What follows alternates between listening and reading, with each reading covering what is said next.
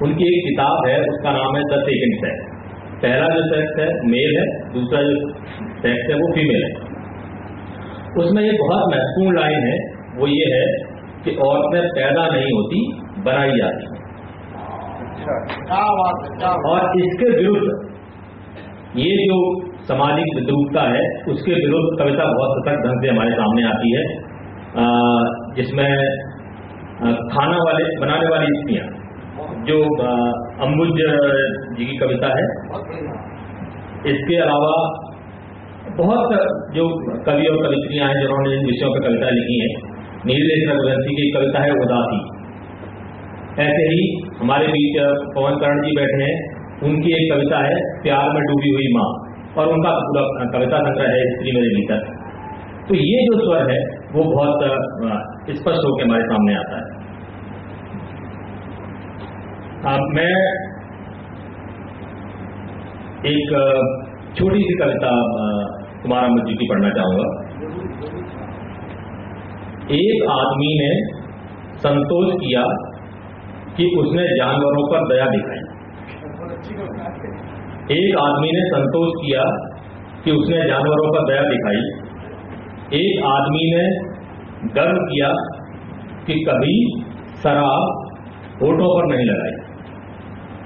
एक ने हत्या होते देखी और सोचा अच्छा हुआ कि मैं चुप रहा। एक ने हत्या होते देखी और सोचा अच्छा हुआ मैं चुप रहा। एक ने कहा कि वह गृहस्थी थी जिसके कारण अपमान था।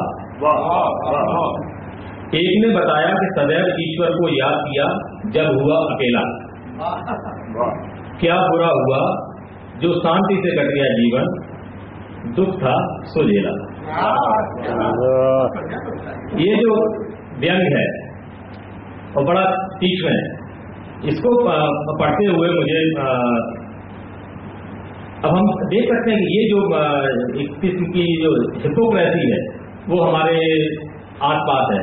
हमारे यहाँ संघर्ष करने का, प्रतिरोध करने का जो मध्यम वर्ग में जो जिस तरह की तीव्रता होनी चाहिए थी वो समाप्त हो रही है। और ये स्वर आता है तो मुझे गालिब याद आते हैं। कहते हैं कि